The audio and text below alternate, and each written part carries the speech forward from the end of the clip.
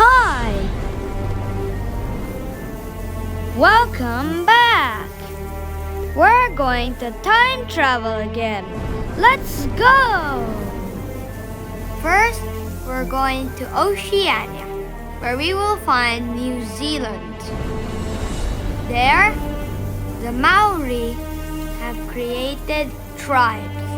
It is also where flightless birds live, like the kiwi, still here today, and the extinct moa. Next, we travel to Asia, where the Song dynasty was flourishing in China. They invented paper money, which is light, and coins with holes in them, which can be strung on a cord. They also used their knowledge of fireworks to create explosive weapons. Meanwhile, on the other side of Asia, the Byzantine Empire and the Muslims were fighting. The Europeans teamed up to claim the Holy Land. However, the Muslims took it back. Finally, the Christians and Muslims had a truce. The truce was made by Saladin and Richard the Lionhearted. Finally, back in East Asia, a new position came up. The shogun was a man who basically ruled Japan, and his bodyguards were called the samurai. Next time, we travel to Africa, where a civilization known as the Great Zimbabwe was known for making stone monuments, while to the north, Coptic or Christian Egypt was invaded by the Muslims. One caliph or ruler, Muaz, liked debates, so one day he commenced a debate between a Jew and a Christian.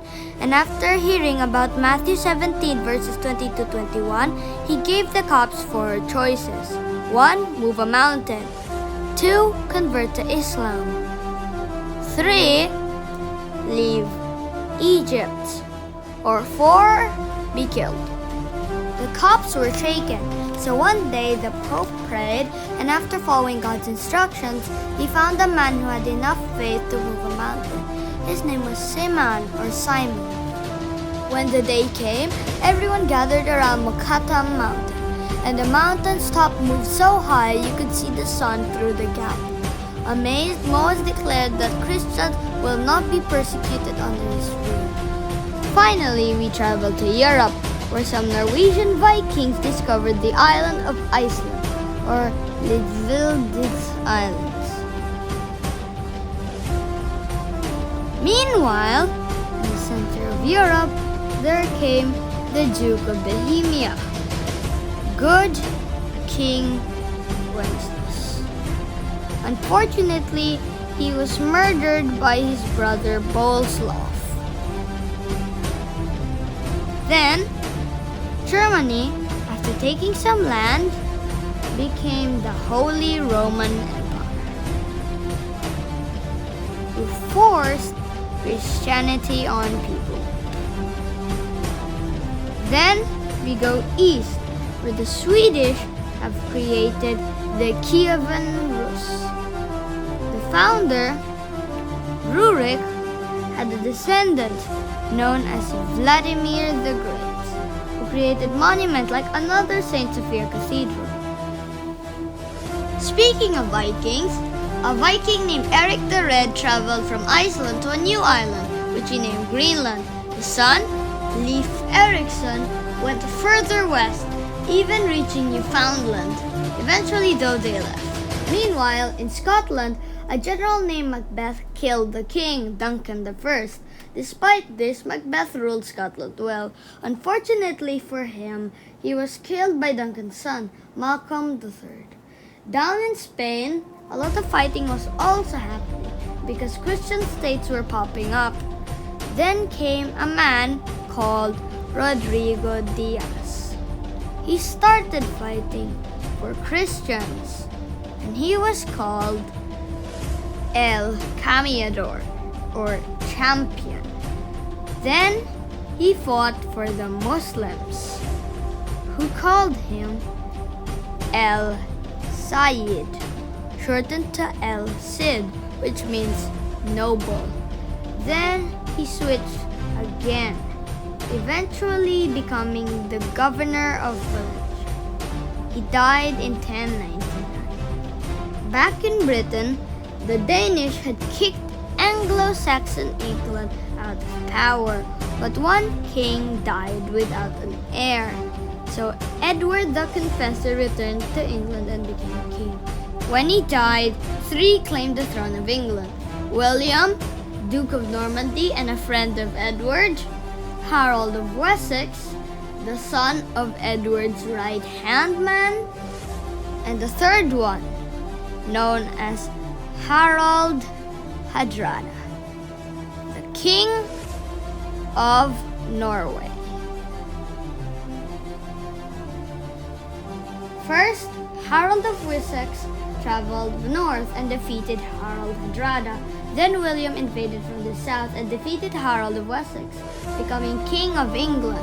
Then a battle for power emerged between the Pope, Gregory VII, and the King, Henry IV. By this time, two Frenchmen, Peter Bruys and Peter Waldo, questioned the ways of the church. Followers of Peter Bruys were called Petrobrusians, and the followers of Waldo were called Waldensians. Unfortunately, they were considered heretics and were persecuted by the church. Then came a descendant of Charlemagne, Eleanor of Aquitaine. He was married to the prince, Louis VII, who became the King of France. Unfortunately, their marriage deteriorated. Then she found another man, Henry II. She had her marriage annulled and married Henry, thus becoming the Queen of England. But there was a problem. Henry had a fiery temper and spoke so badly of the Archbishop of Canterbury that 4 of Henry's knights killed him, which haunted Henry, and he found that he no longer loved Eleanor. So she began to plot against him. Henry had 3 choices. He could divorce her, but he would lose Aquitaine. He could execute her, but he would be even more haunted. So he decided to lock her up. But then he died, and Eleanor was set free. They had 2 kids.